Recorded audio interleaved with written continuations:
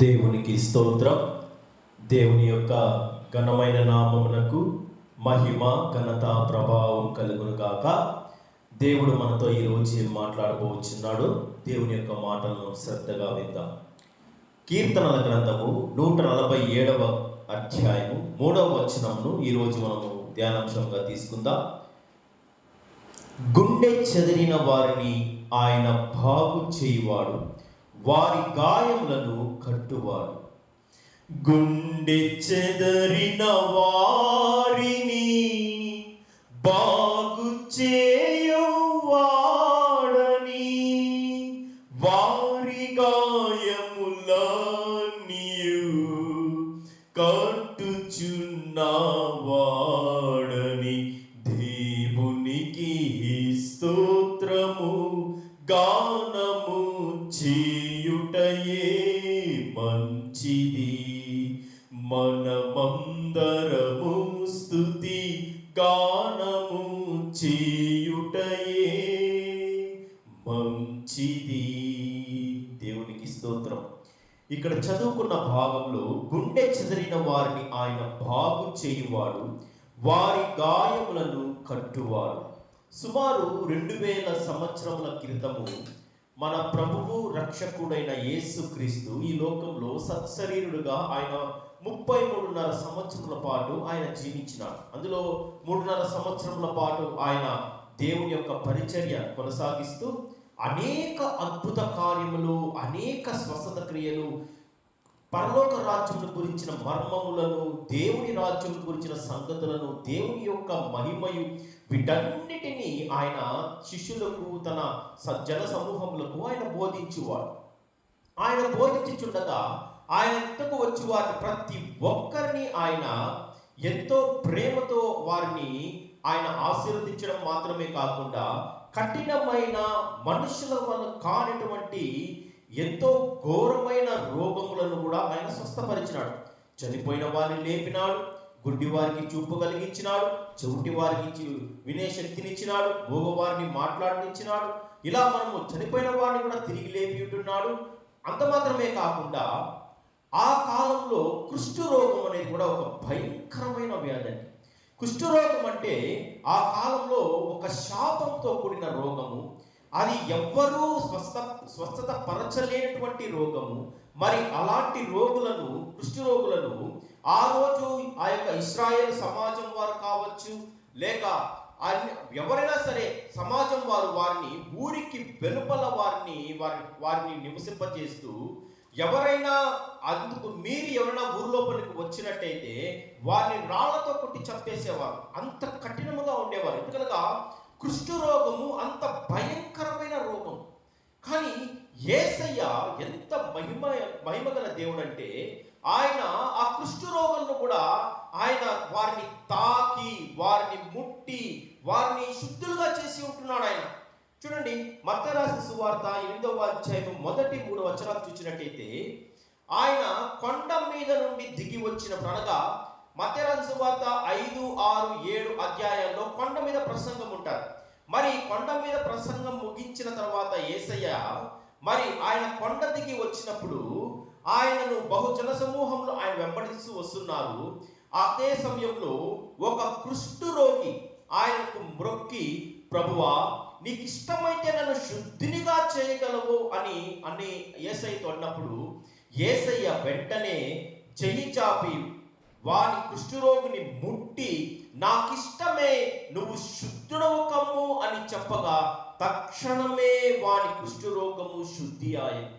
ఈ యొక్క కుష్ఠరోగి యొక్క విశ్వాసం మనం చూసినట్టయితే, ఆ యొక్క కుష్ఠరోగి యేసయ్యను తప్పకుండా బాగు చేయగలడు అనేసి అమితమైన విశ్వాసంతో దేవుని దగ్గరకు వచ్చింటున్నాడు. ఎందుకనగా ఒక రకంగా చెప్పాలంటే కుష్ఠరోగి తెగించి వచ్చినాడు. కుష్ఠరోగిని అలా ఊరి లోపలికి వచ్చినట్టయితే అక్కడుండే వారి సమాజం వాళ్ళు వారిని కుష్ఠరోగిని రాళ్లతో కొట్టి చంపేసేవారు. ఎందుకనగా కుష్ఠరోగి ఊరి లోపలికి రాకూడదు, పాలెము వెలుపల జీవించాలి. లేవీకాండము 13వ అధ్యాయం మనం చూసినట్టయితే 13, 14, 15 అధ్యాయాల్లో ఈ యొక్క కుష్ఠరోగం గురించి, కుష్ఠరోగికి సంబంధించిన వారి యొక్క విధి విధానాల గురించి, యాజకుడు కుష్ఠరోగిని గుర్తించడం గురించి కావచ్చు, మరలా కుష్ఠరోగి ఎంతకాలం అతను వెలుపల ఉండాలా, మరి అతని కుష్ఠరోగము అతనికి మేలనైనట్టయితే అతను అర్పించవలసిన బలి విధానములు, ఇవన్నీ కూడా లేవీకాండం 13, 14, 15 అధ్యాయాలు మనకు కనపడతాయి. అందులో 13వ అధ్యాయం 45, 46 వచనాల్లో అక్కడ చూడండి, ఆ ఎవరైతే కుష్ఠరోగిగా గుర్తింపబడి ఉంటున్నారో వాడు చేయవలసిన పనేమనగా ఆ పొడగల కుష్ఠరోగి వస్త్రమును చింపివేయవలెను, వాడు తల విరయబోసుకొనవలెను, వాడు తన పై పెదవిని కప్పుకొని అపవిత్రుడను అని బిగ్గరగా పలుకవలెను, ఆ పొడవానికి కలిగిన దినములన్నీ వాడు అపవిత్రుడై ఉండును, వాడు అపవిత్రుడు కనుక ప్రత్యేకముగానే నివసింపవలెను, వాని నివాసము పాలెము వెలుపల ఉండవలెను. కుష్ఠరోగి తన పై పెదవిని వాడు కప్పుకొని తల విరబూసుకొని, మరి నేను అపవిత్రుడను ఎవరైనా దగ్గరకు వస్తే నేను అపవిత్రుడను వాడు అరుచుకుంటూ వాడు అక్కడి నుంచి పారిపోవాలి. లేదంటే అతని యొక్క నివాసము పాలెము వెలుపల ఉండాలి. అంత కఠినమైన రోజుల్లో ఆ కుష్ఠరోగి అక్కడ తెగించి యేసయ్యను తప్పకుండా నన్ను స్వస్థపరచగలడనే యొక్క విశ్వాసంతో దేవుని యొద్దకు, యేసయ్య యొద్దకు వచ్చి, ప్రభువా నీకు ఇష్టమైతే నన్ను స్వస్థపరచు నాయనా అని ఆ యేసయ్యను వేడుకున్నప్పుడు ఆయన వెంటనే ఆ జనసమూహముల ఎదుటనే ఆ కుష్ఠరోగిని ముట్టి, చూడండి, సాధారణంగా యూదులు చాలా నియమ నిష్టలతో వాళ్ళు బ్రతుకుతారు. మరి కుష్ఠరోగులను తాకడం మాత్రమే కాదు, వారి దగ్గర దరిదాపుల్లో ఉండరు, వారు శవమును కూడా వారు తాకరు, మరి చనిపోయిన ఏ ఒక్క జంతు కళేబరను కూడా వారు తాకరు. అంత నియమ నిష్ట కలిగినటువంటి యూదులు నివసించిన కాలంలో యేసుక్రీస్తు కూడా ఒక యూదుడుగానే ఆయన జన్మించి ఉంటున్నాడు. ఆయన కూడా ఆ యొక్క కుష్ఠరోగిని తాకకూడదు ఆయన, కానీ ఆయన పరమ పవిత్రుడైనటువంటి దేవుడు కాబట్టి, సర్వసృష్టికర్త అయిన దేవుడు కాబట్టి, ఆయన దృష్టిలో ఎటువంటి భేదములు లేవు కాబట్టి, ఆయనకు పక్షపాతము లేదు కాబట్టి యేసయ్య అతన్ని ప్రేమించి యేసయ్య యొక్క దయగల మనసు చూడండి, అతన్ని ముట్టి నువ్వు శుద్ధుడు కమ్మని ఎప్పుడైతే ఆయన నోటి వెంబడి నుంచి ఆ మాట వచ్చినదో వెంటనే ఆ యొక్క కుష్ఠరోగి అతడు శుద్ధి అయినట్టుగా మనం వాక్యంలో చూస్తున్నాం. అప్పుడు యేసు ఎవరితోనూ ఏమీ చెప్పకు సుమి, కానీ నీవు వెళ్ళి వారికి ఎవరికి సాక్షార్థమై అనగా యాజకుల యొద్దకు నీవు వెళ్ళి నీ దేహమును యాజకునికి కనపరచుకుని మోషే నియమించిన కానుక సమర్పించమని వానితో చెప్పాను.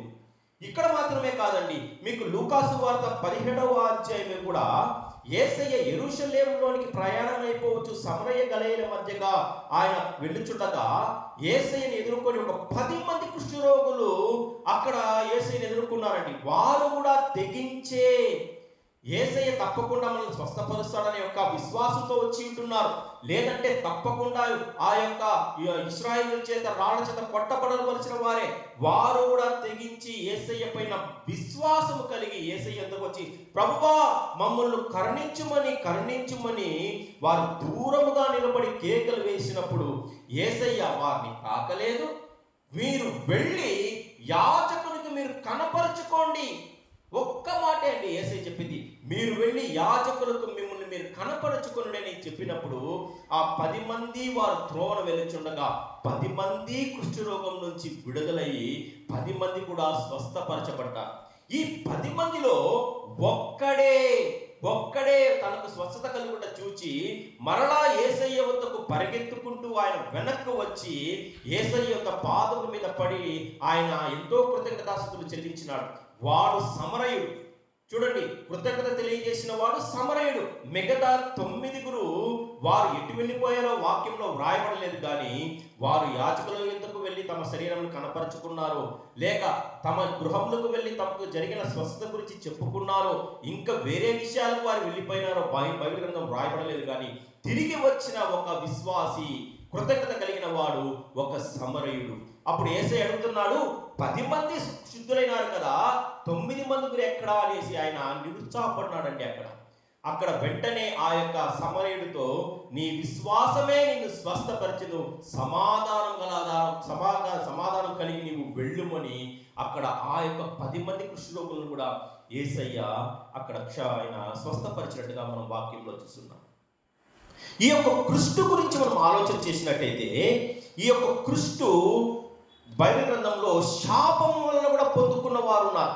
మహామహులు కూడా కుష్ఠరోగం చేత బాధింపబడిన వారుగా మనం చూస్తున్నామండి.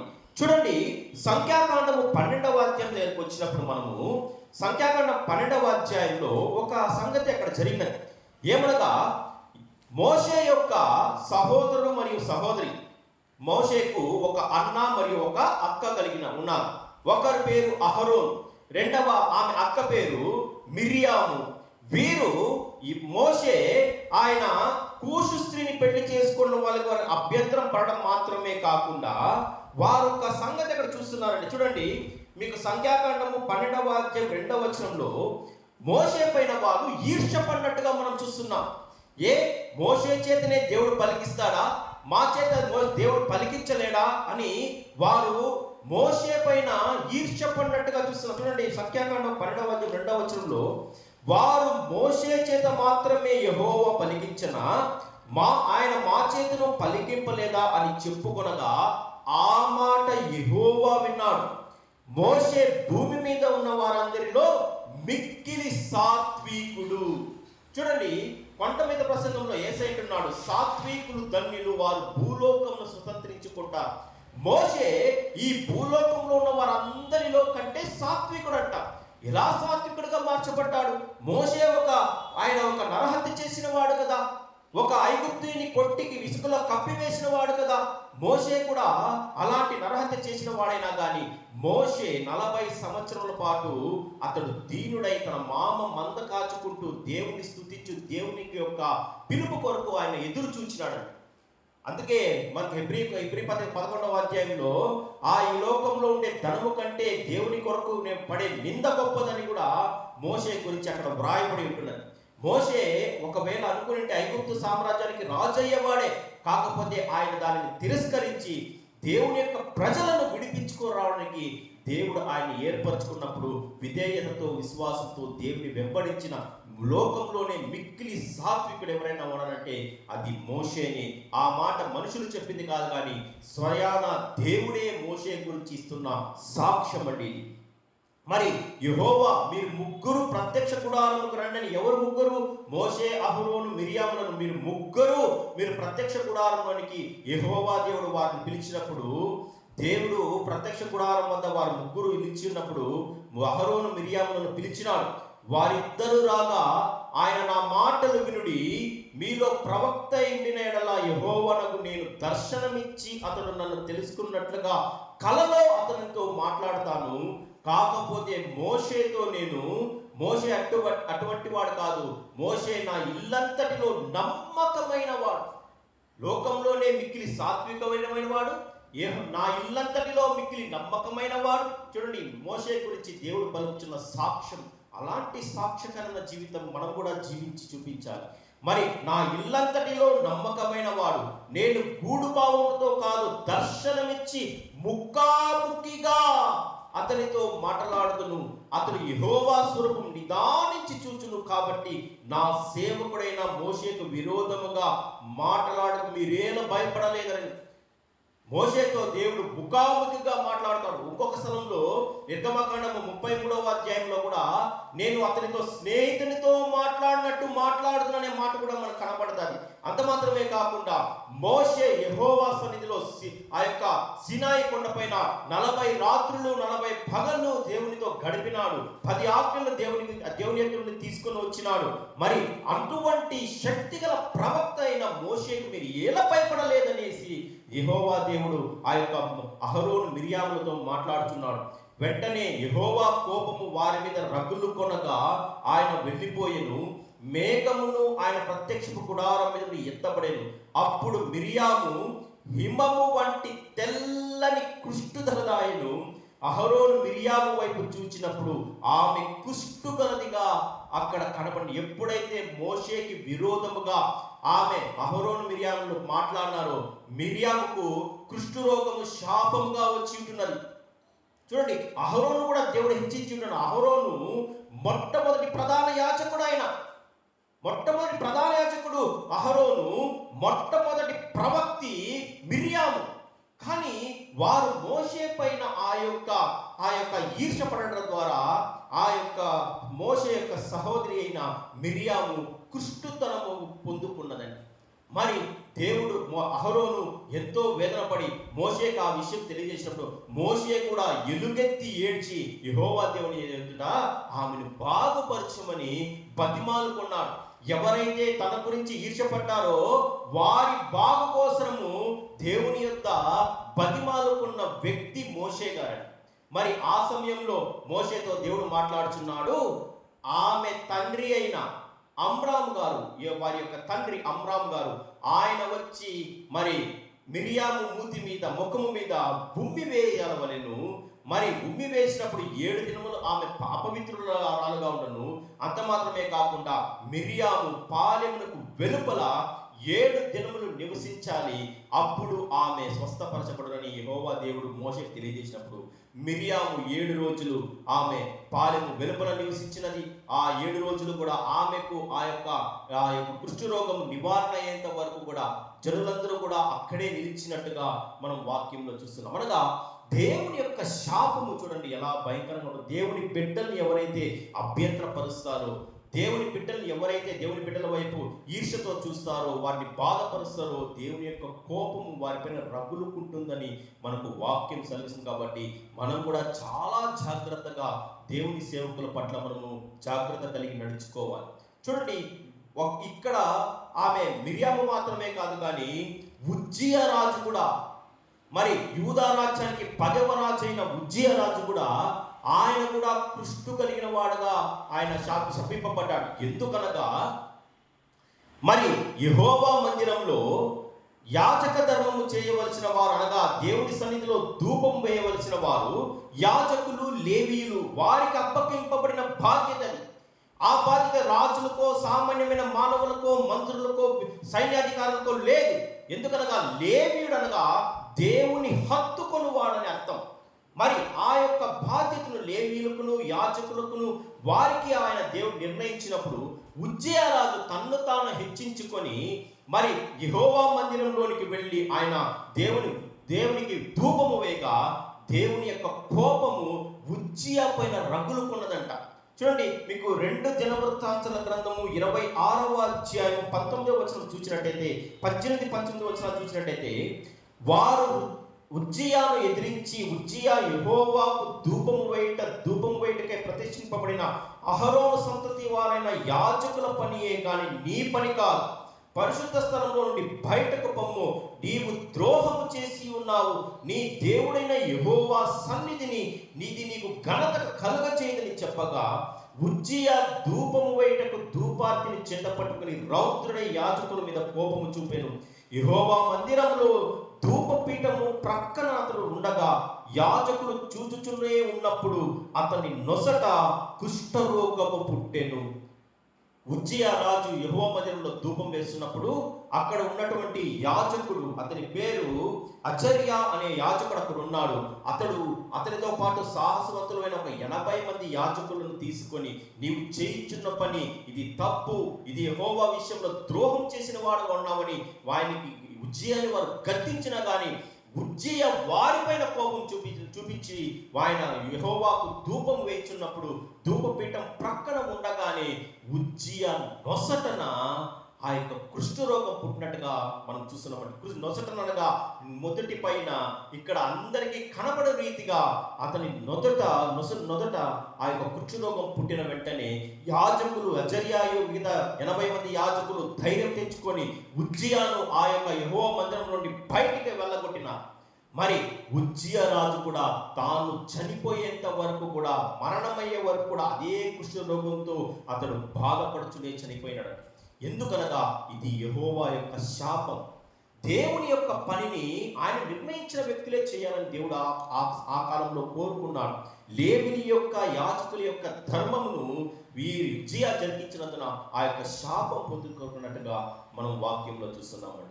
మరి అటువంటి కఠినమైన కుష్ఠరోగములు కూడా యేసయ్య కేవలం నోటి మాట చేత, మరి ఆ యొక్క కుష్ఠగల రోగస్తులను కూడా ఆయన ప్రేమతో, దయగలిగే మనసుతో వారిని ముట్టి తాకి కూడా వారిని స్వస్థపరిచినట్లుగా మనం వాక్యంలో చూస్తున్నామండి.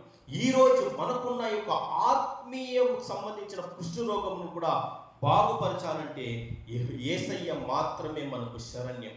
దేవుని పైన మనము విశ్వాసం కలిగి జీవించినప్పుడు మనకున్న అనేక సమస్యల నుంచి కూడా ఆయన మనల్ని విడుదల కలిగజేసి, అందుకే గుండె చెదిరిన వారిని ఆయన బాగు చేయువాడు. కుష్ఠరోగంతో ఉండే వారి యొక్క పరిస్థితి ఎలా ఉంటుందంటే, ఊరికి వెలుపల వారిని వెలివేసి ఉంటారు. వారికి సరైన ఆహారం దొరకదు, వారి యొక్క గాయములు కట్టేవారు లేదు, వారి యొక్క బాధను పంచుకునేవారు లేదు, వారిపైన జాలి చూపించేవారు లేరు.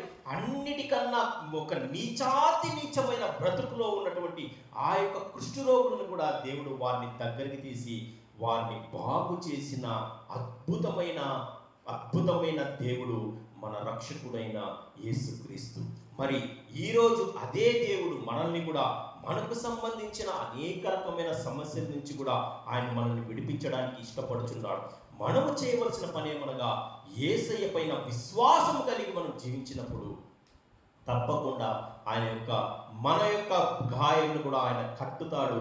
మన యొక్క బాధల నుంచి కూడా ఆయన మనకు నివారణ కలుగజేస్తాడు. అటువంటి కృప తండ్రి అయిన దేవుని నుండి, మన ప్రభు అయిన యేసుక్రీస్తు నుండి, పరిశుద్ధాత్మ యొక్క సహవాసంతో మనకు దేవుడు అనుగ్రహించును గాక. Amen. Praise the lord. Hallelujah.